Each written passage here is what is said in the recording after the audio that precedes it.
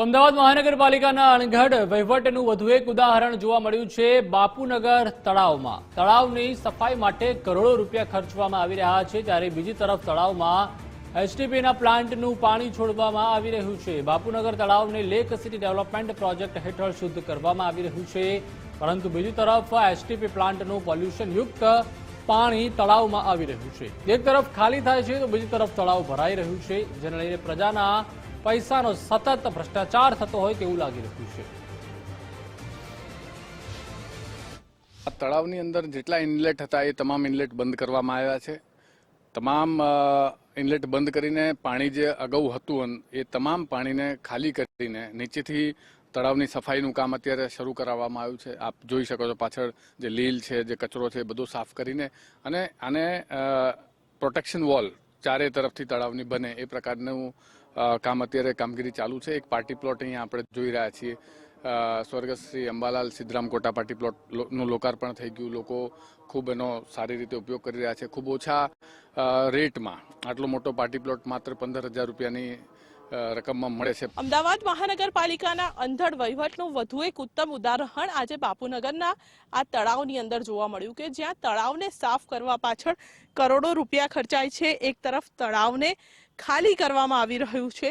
તળાવને ખાલી કરવામાં સાથે જ ફરતી વોલ બનાવવામાં અને વોકવે બનાવવા પાછળ કરોડોનું બજેટ ફાળવવામાં આવ્યું છે અને તે જ પ્રમાણે તળાવમાંથી હેવી ડિવોટરિંગ વાન લગાવીને 3 વાનો છે તે લગાવવામાં આવી છે અને 24/7 છે જે તળાવમાંથી પાણી ખાલી કરવામાં આવી રહ્યું છે. તળાવમાં જળસ્તર પહેલા ખૂબ વધારે હતું, પરંતુ તેને સતત ઘટાડવામાં આવી રહ્યું છે. પરંતુ તેની જ બીજી તરફની વાત કરીએ તો આ તળાવમાં વોટર ઇનલેટ એટલે કે આવતું પાણીનો પ્રવાહ છે તે બીજી તરફ સતત ચાલુ છે, તેને અટકાવવામાં નથી આવ્યો. જી હા, એસટીપી પ્લાન્ટ નાખવામાં આવ્યો છે અને તેની સાથેનો જ જે પાણી છે તે ક્યાંક ટ્રીટ થયા વગરનું પાણી તળાવની અંદર 24/7 આવી રહ્યું છે. એટલે સમજો તમે પરિસ્થિતિ કે એક તરફ પાણીને બહાર કાઢવામાં આવે છે અને પાણી બીજી તરફ અંદર પણ આવે છે. એટલે પાણી બહાર કાઢવાનો પણ ખર્ચો અને પાણી તળાવમાં આવે તેની પાછળનું પણ એસટીપી પ્લાન્ટનો ખર્ચો, કે જે પ્લાન્ટ છે જે ખરેખર પાણી ટ્રીટ કર્યા વગરનું પાણી છે જે તળાવમાં છોડી રહ્યું છે. અને તે જ પરિસ્થિતિ આ તળાવની અંદર જોવા મળી રહી છે કે તળાવમાં પાણીમાં પણ લીલીછમ જે ચાદર છે તે છવાઈ ચૂકેલી છે, જે લીલની બનેલી છે.